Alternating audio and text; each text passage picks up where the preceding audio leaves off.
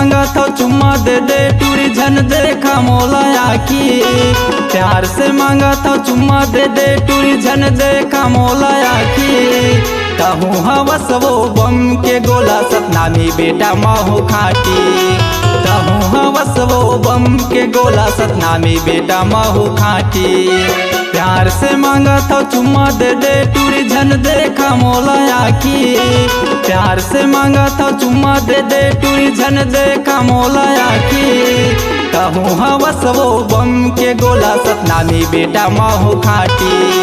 कहूँ हवस वो बम के गोला सतनामी बेटा महू खाटी।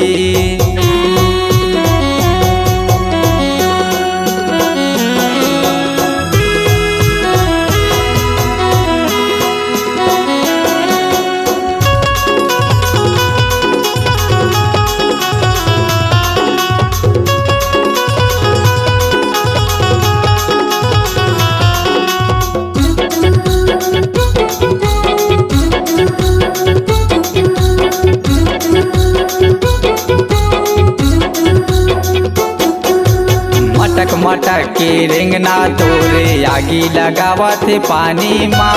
ले ले मजा सतनामी के नहीं तो घुना लग जाही जवानी माँ।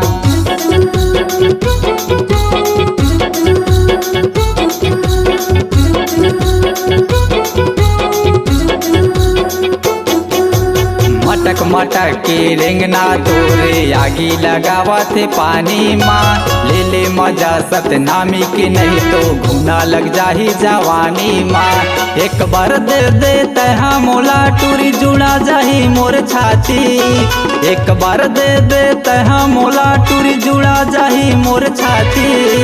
कहूँ हवस वो बम के गोला सतनामी बेटा महू खाटी।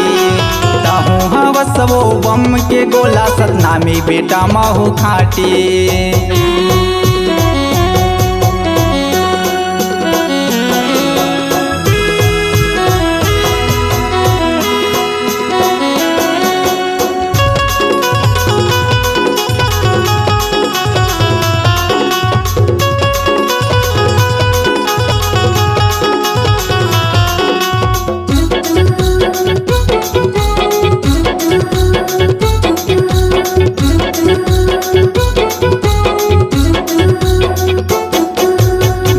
हे मौका तोला रे रानी फोकट झन गवाना वो।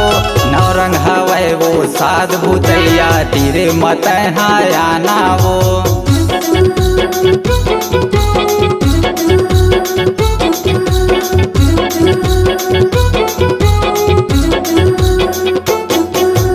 मिले हे मौका तोला रे रानी फोकट झन गवाना वो।